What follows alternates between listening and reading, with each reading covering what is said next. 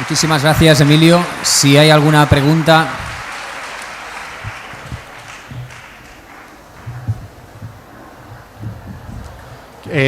¿Hay por ahí alguna cuestión que queráis plantear o nos vamos ya de parranda? A aprender por la experiencia del gozo. ¿Lo puedes levantar? Ya está, ya está. Sí, ya está. Hola, buenas noches. No tengo preguntas, pero sí que decir gracias, gracias, gracias. Y ha sido una conferencia brillante. Nada más, gracias. Nada más. Muchas gracias. ¿Se puede aixecar? Sí. Hola, Emilio. Muchas gracias por la... Hola, perdón. Muchas gracias por la charla y esto, ¿no? Me ha parecido oírte decir que nuestro vehículo físico, mental y emocional tenía fecha de caducidad. Mi pregunta es, ¿y Merlín? ¿Y quién, perdón? Merlín. Ajá. ¿Cuál es tu nombre? Me llamo Francisco. Francisco. Sí, Francisco. Sí. Para las personas que sigan la charla en vídeo, lo que me ha preguntado Francisco es que si nuestro yo físico, mental y emocional tiene fecha de caducidad, que Merlín o Morgana o Nimue si tienen fecha de caducidad. Mirad, que nuestro yo físico, mental y emocional tenga fecha de caducidad también depende de nosotros mismos. Me explico. En el actual momento evolutivo vuestro, el yo físico, mental y emocional tiene fecha de caducidad. En el actual momento evolutivo de la humanidad, el yo físico, mental y emocional tiene fecha de caducidad. ¿Por qué? Porque el conductor, en su proceso de recuerdo, en el momento evolutivo en el que está en ese recuerdo, necesita salir del cuerpo físico, ir a la vida más allá de la vida, ducharse, permitirme la expresión, darse un duchazo y volver otra vez a encarnar. En este momento evolutivo de la humanidad eso es así. Necesitamos ese renacer, volver a vivir y volver a elegir en esa vida más allá de ella, volver a elegir un nuevo cuerpo físico con una nueva marca, con un nuevo modelo, para vivir unas nuevas experiencias que nos permitan seguir evolucionando conciencialmente. Esto es así en el actual momento evolutivo vuestro, en el actual momento evolutivo de la humanidad. Ahora bien, cuando recordemos lo que somos, cuando se produzca esa transformación de la que hablaba San Juan de la Cruz, cuando se produzca ese recuerdo consciente de lo que somos, ya no hay que impulsar más nuestro proceso conciencial evolutivo. Ya hemos recordado, ya estamos en conexión con lo que realmente somos. En ese momento, el yo físico, mental y emocional, el vehículo que estemos ocupando, ya no tendrá fecha de caducidad. Y esto puede parecer ciencia ficción, ¿verdad? ¿Esto qué significa? ¿Que vamos a ser eternos? ¿Que en un cuerpo humano podemos vivir indefinidamente? Pues sí, significa eso, y no solamente que signifique eso, sino que es así. Digo que es así porque hay conductores encarnados actualmente en seres humanos, en cuerpos físicos, que llevan viviendo multitud de siglos en esos cuerpos físicos, porque ya han conectado con lo que son, porque ya no tienen que recordar nada, porque ya lo han recordado y tienen plena conciencia de lo que son. Y es más, la inmensa mayoría de los textos sagrados, por ejemplo, los textos cristianos, pero no solo los cristianos, tienen más que descritas un estadio evolutivo de la humanidad donde esto va a suceder masivamente.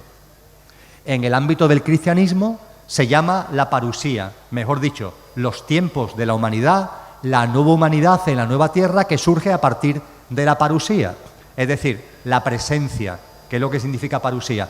¿La presencia de qué? La presencia crística, que se dice en el lenguaje cristiano. ¿Y esa presencia crística qué es?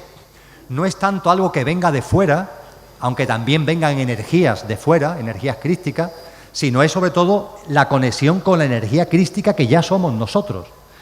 La energía crística es una forma de denominar el Cristo interior, es una forma de denominar al conductor, a lo que realmente somos. En la medida en que se dé esa presencia, que ese Cristo que todos somos se haga presente, surge una humanidad nueva.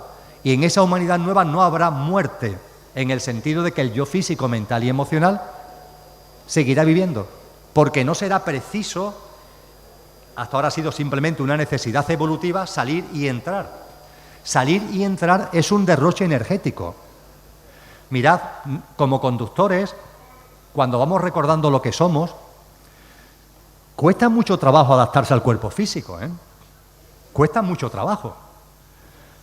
Quizá no lo recordamos tanto, pero cuando hemos nacido, cuando éramos bebés, a los pocos meses, a los pocos años de vida, cuesta mucho trabajo adaptarse al yo físico, mental y emocional. Incluso hay personas adultas que siguen teniendo serios problemas de adaptación desde el conductor al yo físico, mental y emocional. Y resulta que cuando nos hemos adaptado tenemos que abandonarlo, porque nuestro proceso conciencial evolutivo, las experiencias que íbamos a vivir con ese coche ya las hemos vivido y necesitamos salir y volver a entrar en un nuevo coche, con una nueva marca y un nuevo modelo para vivir nuevas experiencias evolutivas. Pero es un derroche energético. Ese derroche energético va a cesar. En vuestro proceso va a cesar. Claro que va a cesar. Y lo que le suceda a determinadas entidades, determinados seres, es simplemente eso, que ya lo han conseguido, que ya lo han hecho, que ya han conectado con lo que son y en el yo físico que tienen lo mantienen además con la edad que consideran oportuno. Porque sabéis como yo que este cuerpo se regenera, ¿verdad? Lo dice la ciencia. No somos iguales, creo que cada 3 semanas o perdonad mi ignorancia, no son cada 3 semanas o cada 3 meses, todas nuestras células han cambiado, se han regenerado, por lo cual, a cuenta de que el envejecimiento, la enfermedad, ya lo he dicho, es simplemente un proceso de sanación interior. Cuando el recuerdo se ha producido, estamos en condiciones de regenerar nuestro cuerpo a nuestra voluntad con plena conciencia. A eso se debe la existencia de seres como Merlín o de otros seres, ¿no?, que nos hablan muchas corrientes espirituales. ¿Alguna pregunta más?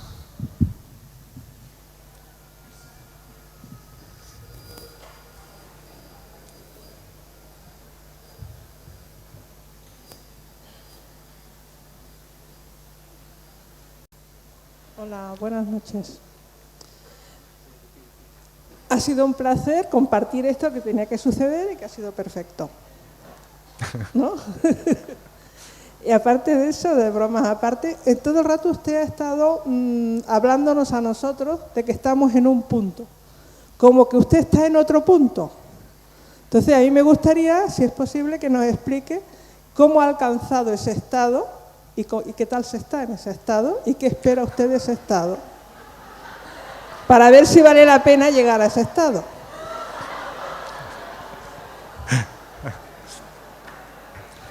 Si tuviera ego me ruborizaría. Pero vamos, creo que tengo el piloto automático apagado. Mirad, la pregunta que ha formulado nuestra amiga tiene todo el sentido común del mundo. Bueno, tú estás hablando aquí de estados evolutivos y estás compartiendo unas cosas que te sitúan. Si tú hablas de que es posible vivir en la no-mente es porque estás viviendo en la no-mente, etcétera, etcétera, ¿no? ¿Cómo lo has conseguido? Lo primero, yo ya no me considero yo, con lo que también por sentido común no puedo responder a esa pregunta, porque todo lo que es esa historia personal la considero como una historia de algo pasado que no tiene nada que ver conmigo actualmente. Pero no obstante no me quiero salir por las ramas y voy a hacer mía, hablando de conductor a conductor, pero también un poquito de coche a coche, ¿vale? De conductor a conductor y un poquito de coche a coche. Porque de conductor a conductor lo que tú me has preguntado no tendría otra respuesta. Es que esa es la historia del coche y la verdad, pasó, no me interesa. Pero hablando de conductor a conductor y un poquito de coche a coche. He hablado de la corriente espiritual cristiana, que es la que, para la mayoría, también para mí, está más presente, en la que hemos sido educados la mayoría de los que vivimos en este territorio. Bien, en la corriente espiritual cristiana se habla mucho de fe. Fe. Bueno, pues yo respondería que para llegar a un estado de no mente, para llegar a un estado evolutivo de recuerdo de lo que somos, el quid de la cuestión es la fe. La fe. Eso sí, la fe de la que habló Cristo Jesús. No la fe de la que habla la Iglesia, que no tiene ni idea, sino la fe de la que habló Cristo Jesús. Y esto no es una petulancia, es una realidad. Y además tiene un porqué y un para qué. Como creo que sabéis la mayoría, la Biblia que ha llegado a nosotros es una Biblia que fue traducida al latín en el siglo III o en el siglo IV por un señor que hoy conocemos como San Jerónimo. San Jerónimo hizo una gran labor, traducir la Biblia, Antiguo Testamento y Nuevo Testamento, del griego al latín. Es una labor intelectual ingente y a ese personaje hay que estarle muy agradecido. Ahora bien, siempre que se traduce en una lengua a otra hay problemas de traducción, porque hay palabras que son muy difíciles de llevar al otro idioma. Ocurre en los idiomas modernos.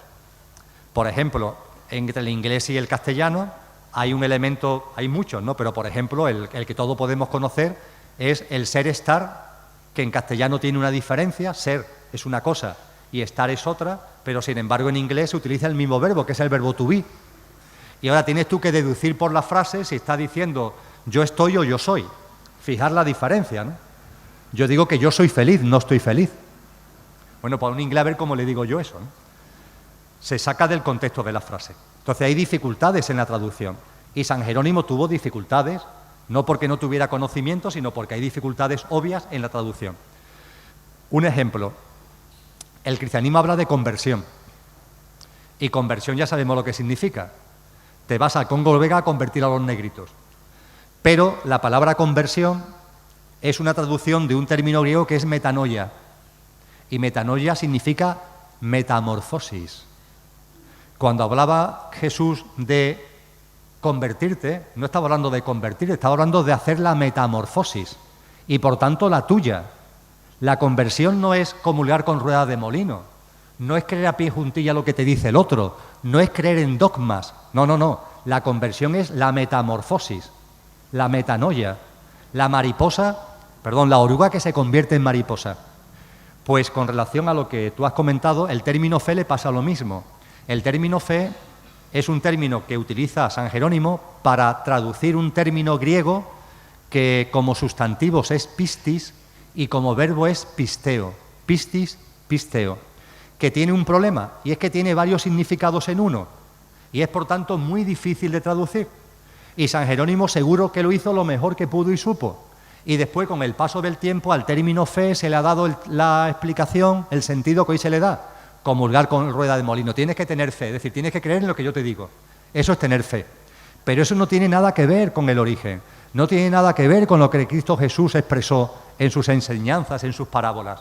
Cuando Cristo Jesús decía, por ejemplo, si tuvierais fe del tamaño de un grano de mostaza, seréis capaces de mover montañas.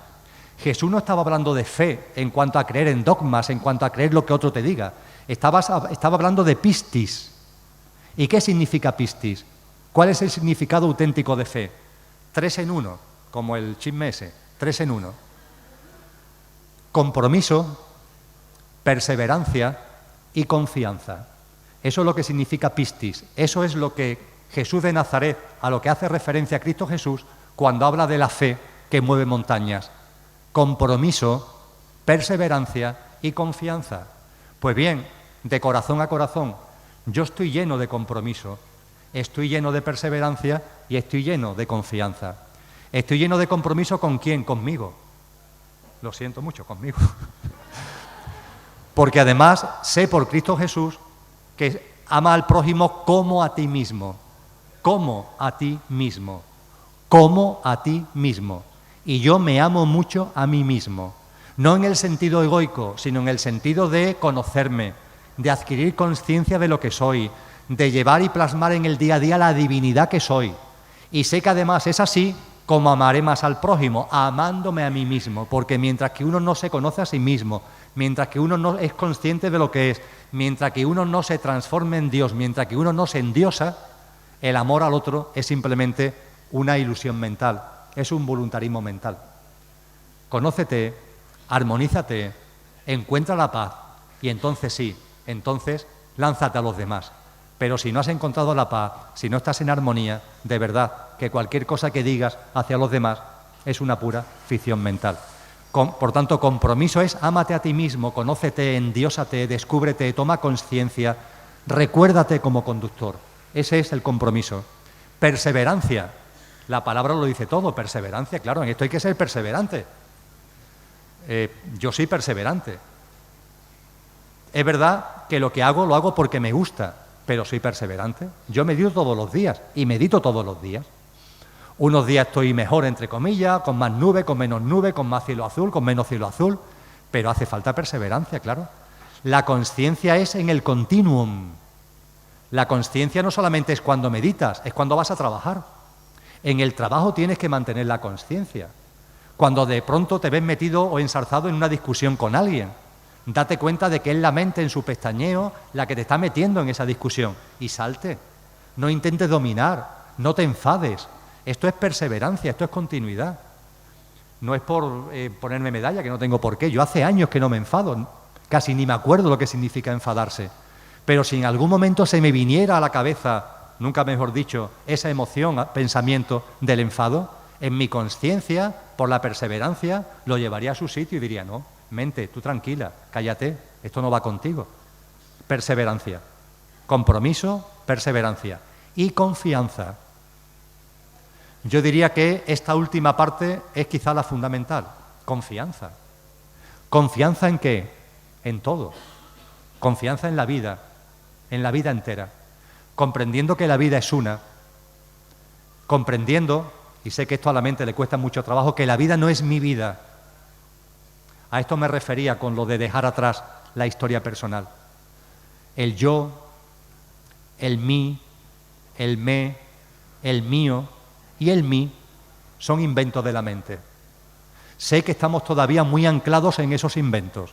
Sé que nos cuesta mucho trabajo admitir, tomar conciencia de que yo no existe, de que me no existe, de que mí no existe, de que mío no existe y de que mí como posesivo tampoco existe. Pero esa es la realidad. Existe la vida, que es una, y existe la consciencia, que es una. No existen 7.000 millones de vidas porque hay 7.000 millones de seres humanos. Hay una vida, unicidad, consciencia de unicidad, que se expresa y se manifiesta en la diversidad a través de 7.250 millones de vehículos, de coches. Y no solamente, por cierto, a través de los seres humanos, sino a través de todas las formas y modalidades de vida. La conciencia es una, la vida es una. Yo soy vosotros, vosotros soy yo. Y esto no es un tema retórico, esa es la realidad. Desde el coche esto no se ve. Yo os veo como coche, vosotros me veis como coche. Cuando empiezas a ver el cielo azul, ese que hablaba de entre nube y nube, te das cuenta de que el cielo azul, conciencia, el mío es el vuestro, porque vosotros soy yo, no hay diferencia. La conciencia, la vida, es solamente una. Y esto, en la práctica cotidiana, con compromiso, con perseverancia, se va abriendo paso dentro de uno. Y se va abriendo paso de una forma muy elemental. En la vida, en un momento concreto de nuestro proceso evolutivo, nos empeñamos en nadar contracorriente. Hay mucha gente que vive nadando contracorriente. Esto está mal, esto hay que cambiarlo, esto tiene que ser de otra forma. Luchan contra la vida, están diciéndole siempre no a la vida. No dan un sí, están siempre en el no a la vida. Eso es lo que yo llamo nadar contracorriente. En el río de la vida nadan contracorriente. Se esfuerzan y trabajan nadando contracorriente. En otro estadio evolutivo, en un momento concreto decimos, se acabó, hombre, se acabó. Ya no nado más contracorriente. Voy a nadar a favor de corriente. Voy a confiar en la vida, voy a aceptar en la vida y voy a nadar a favor de la corriente. Voy a dar un sí a la vida. Es una actitud distinta, es una forma de vivir distinta. Nadar contracorriente, nadar a favor de corriente. Pero ahí no termina el proceso. En el proceso de recuerdo hay otro estadio. Y el estadio siguiente es cuando dice, no, yo ya no voy a nadar. Porque nadar siempre conlleva un esfuerzo. Contracorriente más, pero a favor también conlleva un esfuerzo. Siempre que estés nadando, sea crawl, a espalda, abrazo a mariposa, siempre conlleva un esfuerzo. Y hay momentos que dices, se acabó, ya está bien de esfuerzo. La confianza en la vida va a ser más plena, mucho más plena. No es que vaya a nadar a favor de la corriente, no es que voy a flotar. Mi confianza es tal que voy a flotar. Que el río de la vida se mueva hacia acá, yo me muevo hacia acá. Que el río de la vida se mueva hacia allá, yo me muevo hacia allá. Es así de sencillo, movernos con el río de la vida, flotando en el río de la vida. ¿Has dejado de nadar? Estás flotando. Pues bien, ahí no termina la cosa. Cuando flotas, cuando vives flotando, yo eso lo llamo vivir viviendo, en tu proceso evolutivo hay un momento concreto, un estadio concreto en el que ves la realidad. Y la realidad la ves cuando llevas tiempo flotando, ¿eh? Tienes que estar flotando. Has dejado de nadar a contracorriente y a favor de corriente, estás flotando. Y cuando llevas un tiempo, en nuestro lenguaje humano, flotando, te das cuenta de la realidad. Y la realidad es que no es que estés flotando en el río, es que eres el río. Por tanto, no es que te estés moviendo flotando en el río a donde el río va, sino que te das cuenta es que tú eres el río. No es que flotes en el río, es que tú eres el río.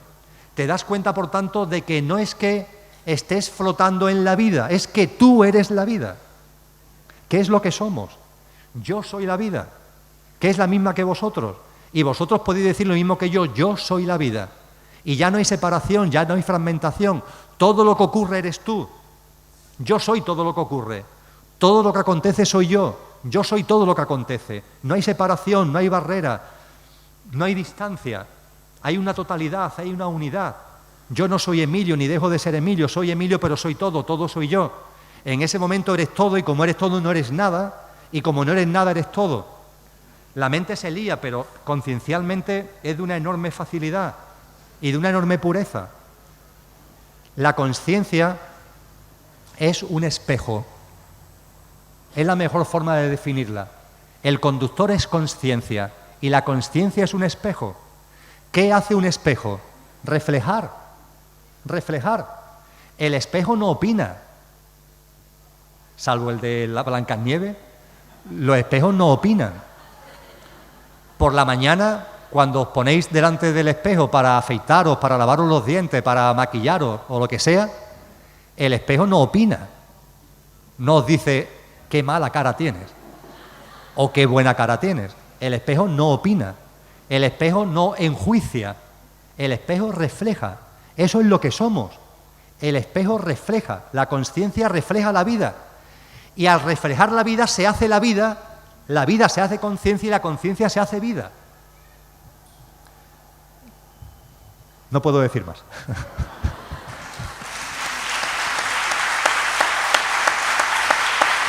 Por favor, no.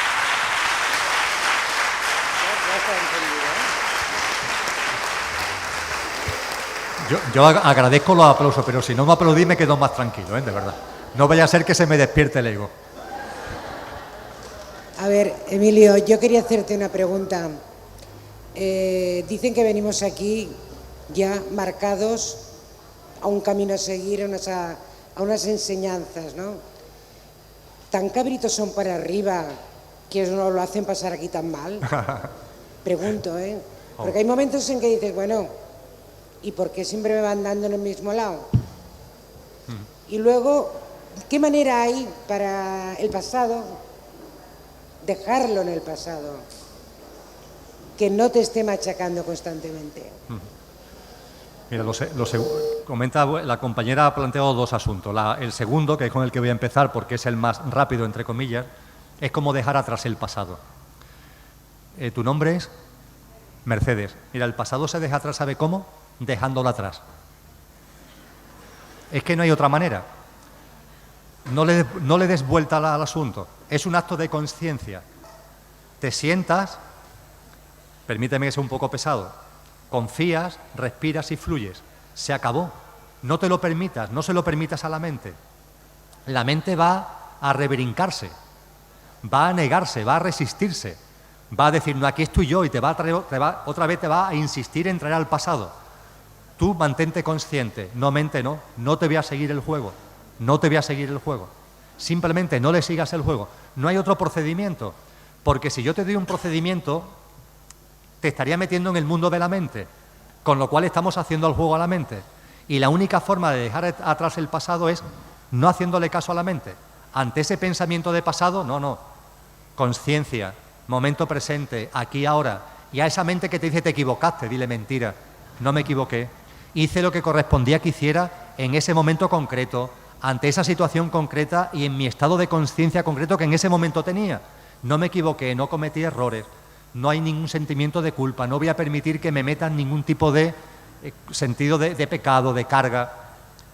Es hablarle a la mente, y la vas a poner en su sitio, de verdad, se va a cansar, va a rebrincarse, como el caballo que tienes que domesticar, va a rebrincarse muchas veces, pero se irá, te dejará tranquila, de verdad.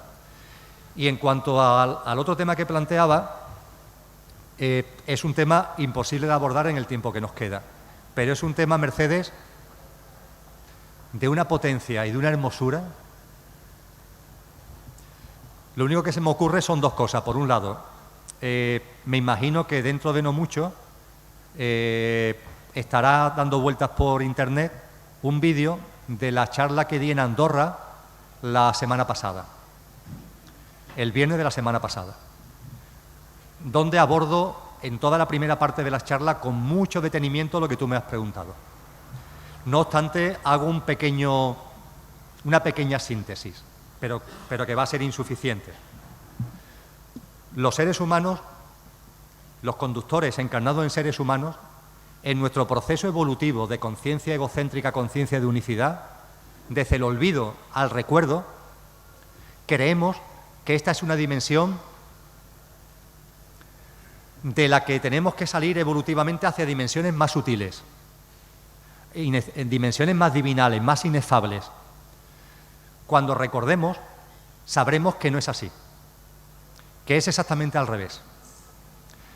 La creación no se expande de fuera hacia adentro, se expande de dentro hacia afuera, como una piedra que cae en el agua y empieza a abrir círculos concéntricos.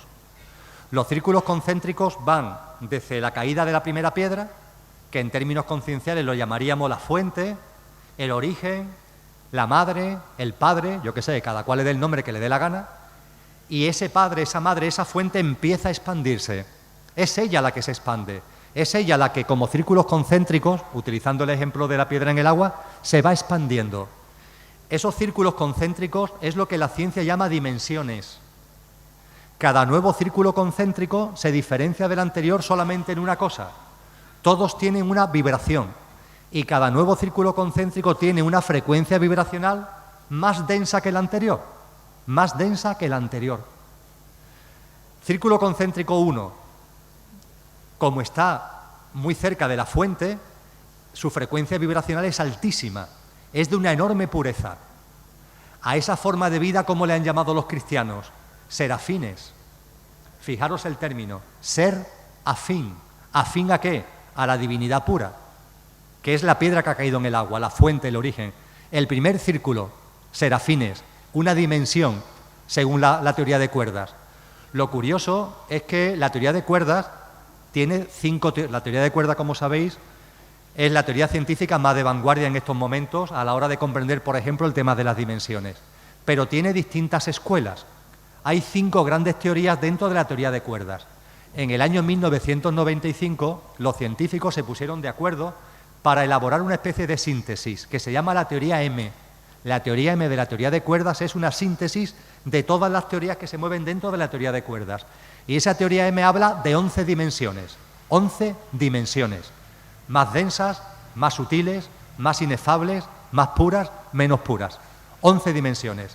Pues bien, es curioso que la teología cristiana también divide la creación en 11 dimensiones. Desde la obra de un autor cristiano del siglo III que tuvo de nombre, el nombre de su obra es La jerarquía celestial. Y a partir de ahí la teología cristiana ha hecho suyo la clasificación de la creación en la divinidad pura, el Padre, la fuente, serafines, querubines, tronos, dominaciones, virtudes, potestades, principados, arcángeles, ángeles y humanos. 11 dimensiones. Curiosamente, 11 dimensiones nos habla la teoría de cuerdas. Bueno, pues cada una de estas dimensiones es frecuencialmente, vibracionalmente más densa que la anterior. El querubín son mundos más densos que los serafines. Los tronos, mundos, pueden ser galaxias, pueden ser universos, menos puros y más densos que los querubines, y así sucesivamente. Los ángeles, una forma de vida más densa que los arcángeles. Los humanos, formas de vida más densa que los ángeles. Esas serían las dimensiones. Pero todas vienen desde el origen, desde dentro hacia fuera, no desde fuera hacia adentro. Cuando hablamos de más y menos pura, ¿qué es lo que dice nuestra mente? Ah, yo quiero vivir en la dimensión más pura. Pero ojo, es que para vivir en esta dimensión tienes que estar viviendo a la vez en la dimensión más pura. Imaginaros que yo tengo en mi mano una linterna, que este micrófono es una linterna, y lo enfoco a aquella pared. Y veis allí el foco sobre esa pared, el rayo de luz sobre esa pared. Si el rayo de luz está en esa pared, significa que entre la linterna, el foco, y la pared no hay ninguna separación, no hay nada que lo estorbe, no hay ningún cartel, no hay ningún cuerpo, no hay ningún objeto que impida que la luz llegue desde la linterna hasta la pared, ¿verdad? Si Alberto se pusiera de pie y se pusiera en medio desde la linterna hacia la pared, el foco, la luz, no llegaría a la pared, daría en el cuerpo de Alberto y no seguiría hacia la pared, ¿verdad? Esto lo entendemos todos. Pues bien, permitirme el símil, el conductor, consciencia, permitirme que el símil que utilice ahora sea luz. La luz que hay en mí, la luz que hay en vosotros, está en conexión con la fuente directa. Si no estuviera en conexión con la fuente, no estaría aquí. Si hubiera algo que lo interrumpiera, no estaría aquí. Para que esté aquí, en el mundo humano, desde la fuente, tiene que haber una no interrupción, tiene que haber una línea de continuidad, lo que significa que la luz que está en vosotros, como la que está en mí, tiene una línea de continuidad desde el plano humano hasta la divinidad pura, y por tanto somos la divinidad pura. Y ese rayo de luz que está aquí, está también en la dimensión de los serafines, y en la de los querubines, y en la de los tronos, etcétera, etcétera, etcétera, arcángeles, ángeles, hasta llegar a los humanos. Esto es lo que coloquialmente se denomina multidimensionalidad. Porque nuestro conductor no solo es que viva aquí ahora el plano humano, es que es multidimensional.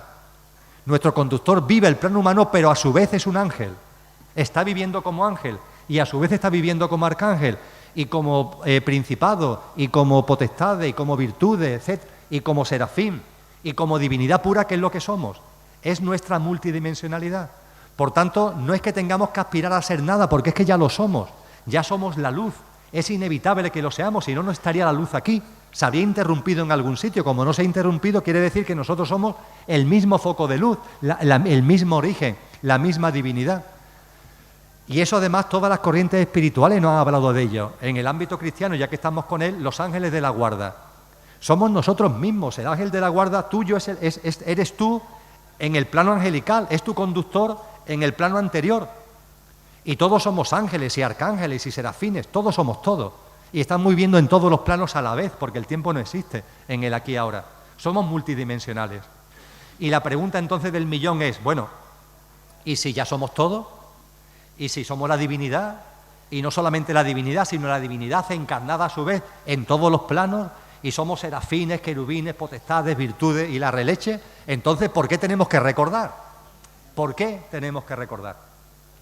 ¿Por qué olvidamos y tenemos que recordar? ¿Qué es lo que nos da merced esa sensación de que tenemos que ir a algún sitio cuando no hay que ir a ningún lado? Porque ya lo somos todos. Pero esa sensación de ir a algún lado es el sentimiento que tenemos de que hemos olvidado y que tenemos que recordar algo. ¿Qué es lo que tenemos que recordar? Lo que somos. ¿Pero por qué lo hemos olvidado? Os pregunto, ¿por qué lo hemos olvidado?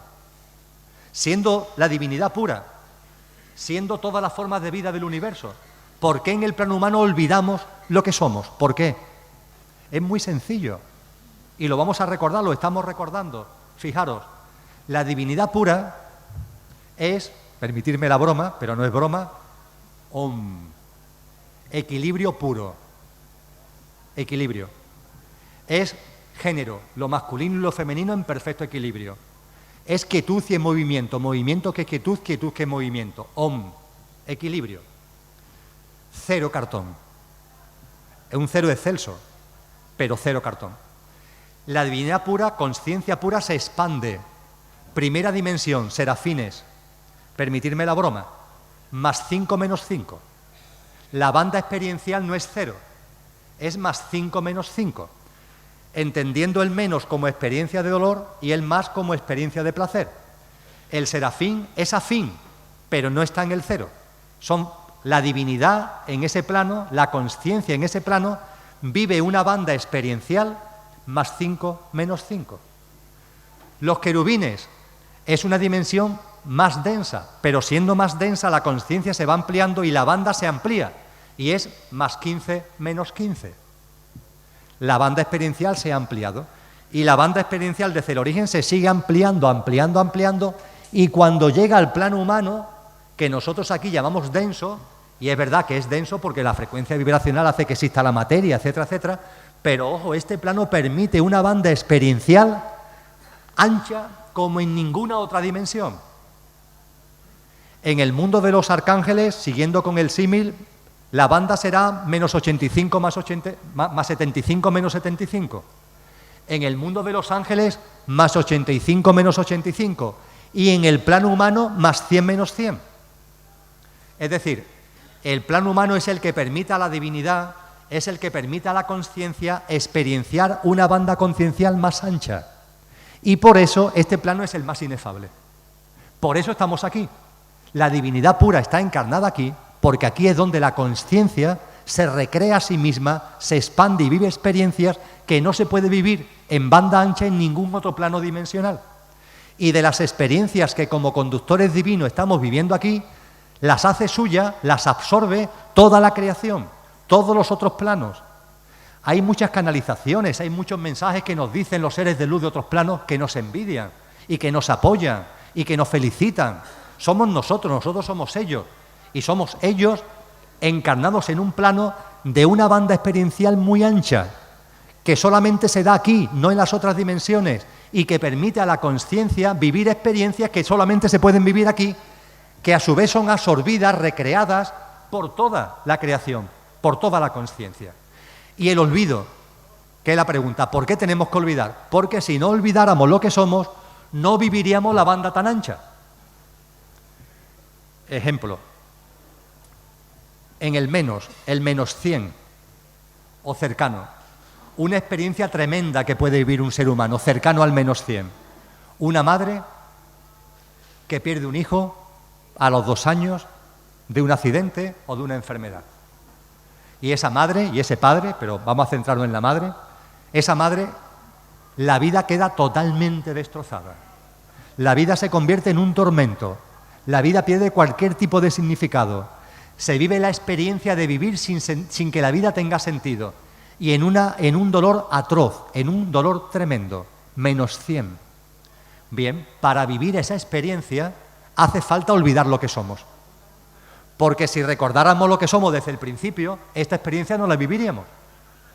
Viviríamos la experiencia de perder un hijo, pero esa experiencia de perder un hijo no conllevaría un nivel de dolor tan tremendo. Porque si recordamos lo que somos, tendrías el dolor lógico de perder el contacto físico, pero sabrías de sobra que tu hijo no es tu hijo, es un conductor que ha encarnado en un vehículo que es hijo tuyo en esta vida física, pero realmente no es hijo tuyo, y que además ese conductor no ha muerto, que sigue vivito y coleando, que no ha muerto.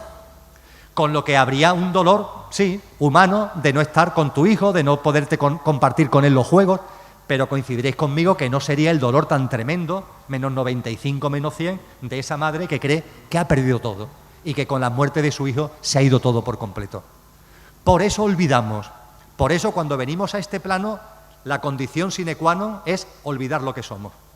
Olvidamos por completo lo que somos, vivimos experiencias que son tremendas, por lo positivo, por el más y por el menos, todas con su porqué y su para qué, en el sentido de que todas a su vez nos van permitiendo recordar lo que somos. Y en el momento que vamos recordando lo que somos, ¿qué es lo que va ocurriendo?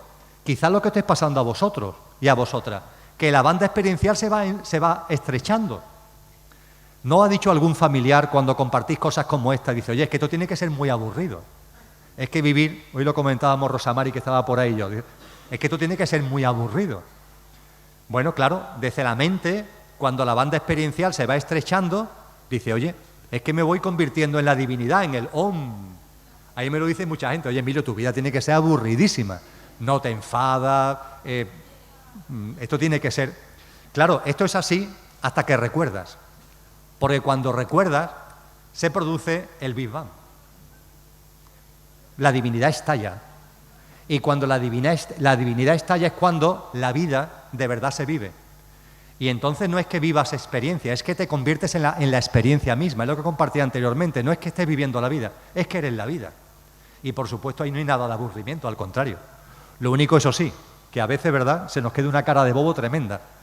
Pero esa cara de bobo es simplemente la cara de bobo del Big Bang, de comprobar que no hay queja alguna, que todo es exactamente como tiene que ser, y comprender que la iluminación, si puede ser definida de algún modo, es simplemente la innecesariedad de la iluminación.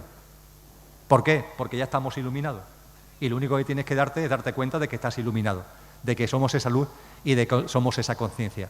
Por tanto, Mercedes, en la conferencia de Andorra me extiendo con mucho más detalle, pero sintéticamente esto es lo que quería compartir contigo. Muchas gracias.